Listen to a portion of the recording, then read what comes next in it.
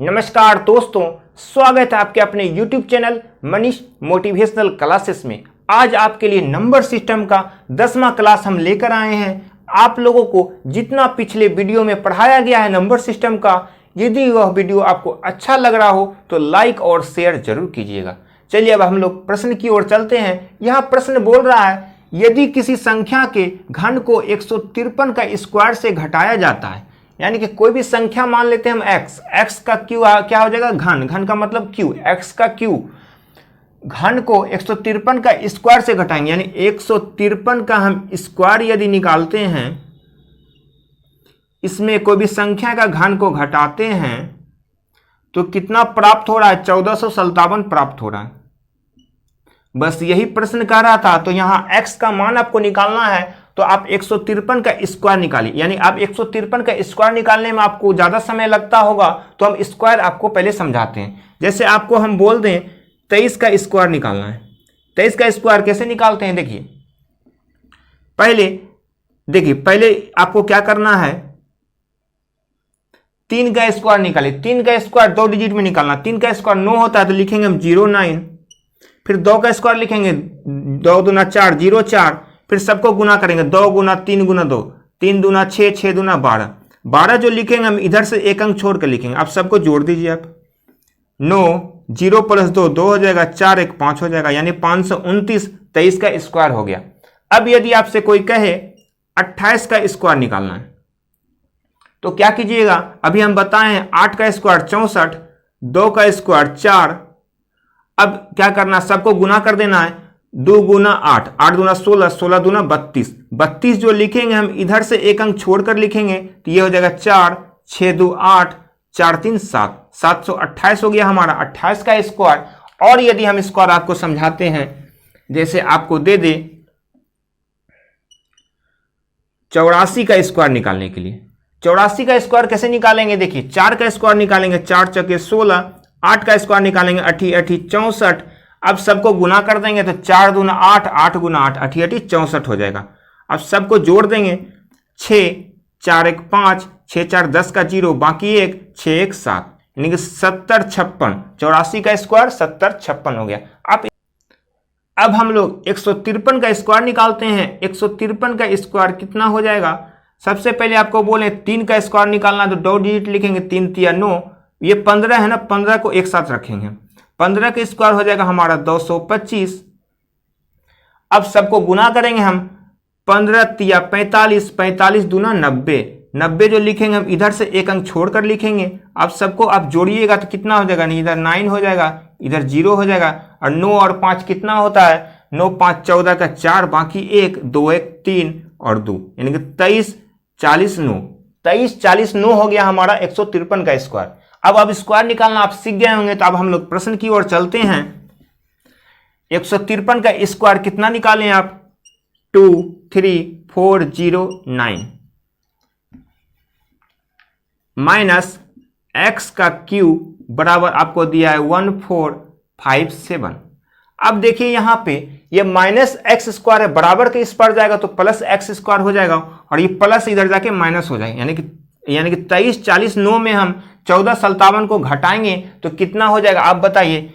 21 95, इसको जब हम घटाते हैं तो घटाएंगे 21 95 2 आ जाएगा, बराबर क्या हुआ है, यहाँ x का क्यू दिया हुआ है। अब बताइए यहाँ पे x का क्यू जो है बराबर के जब इस पर आता है तो क्या होता है, हमारा घनमूल हो जाएगा। इसका घनमूल निकालना है तो x बराबर हम लोग लिख सकते हैं √21 95 2, ये क्यू यहाँ पे आ जाएगा, यानी कि घनमूल निकालना है हमको 21 95 2 का। अब बताइए 21 95 2 यानी का घनमूल कितना होगा हमारा, 28 होगा। अब बोलिएगा सर 28 आप डायरेक्ट कैसे बता दिए, अब इसका भी एक तरीका है। अब हम आप लोग को यानी कि क्यू रूट यानी कि घनमूल निकालना सिखाएंगे। चलिए अब हम लोग चलते हैं घनमूल निकालने, आपको बताएंगे इसका घनमूल कितना होता है। क्यू रूट यानी कि घनमूल निकालना सिखाएंगे। घनमूल निकालने से पहले आपको एक चीज का ध्यान रखना हो, हम जैसे बोल दें सबका क्यू निकालने के लिए, ये आपको याद नहीं रखना है, ये हम मेथड पढ़ा रहे हैं आपको, तरीका कि कैसे हम लोग क्यू निकालते हैं।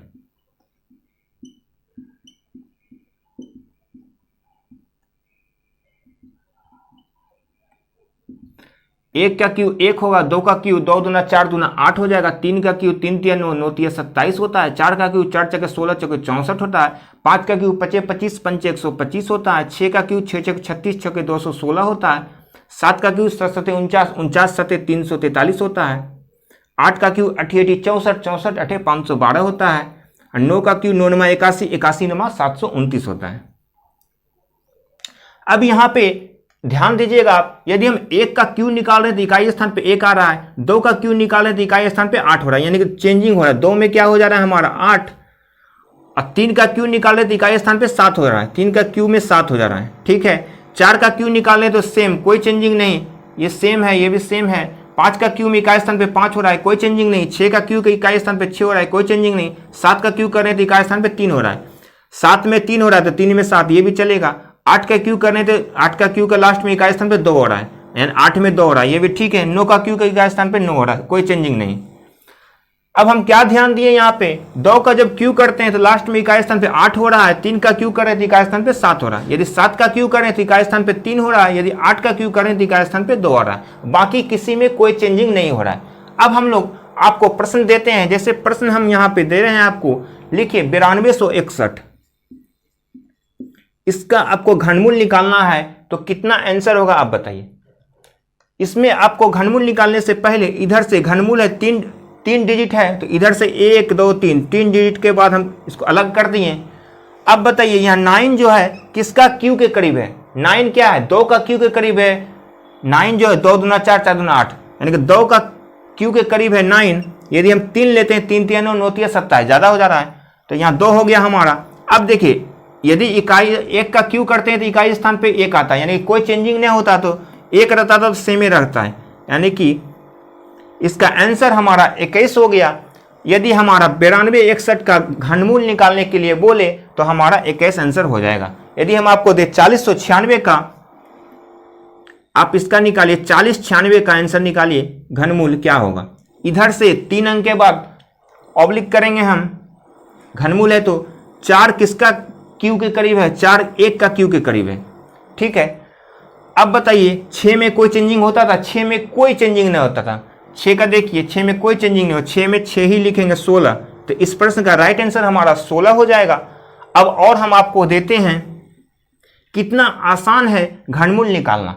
यहाँ पे दिया था 2195 2, यानी 2195 2, इस प्रश्न में हमारा यही था, इसका घनमूल निकालना था। तो कैसे हम लोग 28 बोले थे वो देखिए, इधर से हम 1 2 3 अंक के बाद करेंगे। 21 किसका क्यू के करीब है, 2 का लेंगे, 2 दूना 4 4 दूना 8, ठीक है। 3 अगर लेते 3 3 9 9 27, 21 से 27 ज़्यादा हो गया तो नहीं लेंगे, 2 का क्यू के करीब है हमारा 21। अब हम क्या बोले, 2 में चेंजिंग होता है, 2 का क्या होता है, 2 का 8 हो जाता है, तो यहाँ पे 28। कितना आसान हो गया, किसका क्यू यानी कि घनमूल के करीब है 28 का, इसका प्रश्न हमारा 28 हो जाएगा। इस प्रश्न का राइट आंसर आपका 28 हो गया। अब हम लोग चलते हैं नेक्स्ट क्वेश्चन की ओर। यहां ध्यान दीजिएगा, प्रश्न दिया गया है यहाँ, एक संख्या को जब 627 से विभाजित किया जाता है तो 43 शेष बच जाता है। तो बोल रहा है उसी संख्या को जब हम 19 से विभाजित करें तो शेष क्या आएगा। यहाँ ध्यान आपको हमेशा देना है, जो शेष दिया है, शेष जो दिया है ना, शेष में हम जिससे भाग देने के लिए करा उससे हम भाग दे देंगे। 19 दूना 38, 38 में हम 43 घटाएंगे तो कितना बच जाएगा 5। तो बोल रहा है यहाँ पे, तो शेष क्या बचेगा, शेष जो बचा ये हमारा क्या हो जाएगा, आंसर हो जाएगा, ये हमारा उत्तर हो जाएगा। बोल रहा है इस प्रश्न में एक संख्या को जब हम 627 से विभाजित करते हैं तो 43 शेष बचता है। तो बोल रहा है इसी संख्या को जब 19 से विभाजित करें तो शेष क्या बचेगा। जो शेष बच रहा है उसको जितना से भाग देने का रहा है उतना से भाग दे देंगे, जो शेष बचेगा वही इस प्रश्न का राइट आंसर हमारा हो जाएगा। चलिए अब हम लोग नेक्स्ट प्रश्न की ओर चलते हैं। अब आप इस प्रश्न का डायरेक्ट आंसर बता सकते हैं। बोल रहा है किसी संख्या को 136 से भाग देने पर शेषफल 36 प्राप्त होता है, तो उसी संख्या को यदि 17 से भाग दे तो शेष क्या आएगा। हम क्या बोले, जो शेषफल दिया है आपका, शेषफल को जितना से भाग देने का उतना से भाग देने पर जो शेष आएगा वही आपका आंसर हो जाएगा। अब 17 से 36 में आप भाग दीजिएगा, 17 से 36 में जब भाग दीजिएगा शेष कितना आएगा, 17 दूना 34, 35 36, शेष आपका 2 आ गया। तो इस प्रश्न का राइट आंसर हमारा 2 हो जाएगा। कैसे, 17 से भाग दिए हम 36 में, 17 दूना 34 हो गया, शेष हमारा 2 हो गया, तो ये हमारा आंसर हो गया। चलिए अब नेक्स्ट क्वेश्चन की ओर चलते हैं। यहां दिया है यदि किसी संख्या के वर्ग का अंतिम अंक 1 है, यदि कोई भी संख्या आप मान लीजिए उसका वर्ग का अंतिम अंक 1 होना चाहिए। यदि हम 9 का स्क्वायर मान लेते हैं, 9 का स्क्वायर हो जाएगा 81, अंतिम अंक हमारा 1 आ रहा है। यदि हम 11 का स्क्वायर मान लेंगे 121, अंतिम अंक पे 1 आ रहा है, तो बोल रहा है उसके घन का अंतिम अंक क्या होगा। यदि इसका हम घन निकालेंगे तो क्या आएगा, इसका घन निकाल के आप देखिए 9 का घन क्या होगा, 9 नमा 81, 81 नमा 729। यदि हम वर्ग का इकाई स्थान पे 1 होता है तो इसका हम घन निकालते हैं तो इकाई स्थान पे 9 आ गया। ठीक है, अब हम यदि 11 का स्क्वायर निकालें तो 121 हो गया। 11 का यदि क्यू निकालेंगे यानी कि 11 गुना 11 121 गुना 11, 11 से किसी भी संख्या में गुना करना हो गया अब आसान। कैसे, देखिए पहले फर्स्ट और लास्ट दोनों को अलग अलग हम लिख देंगे, लिख दिए अलग अलग। आप सबको जोड़ेंगे 2 1 3, फिर 2 1 3, 13 31, इसका हो गया हमारा 13 31।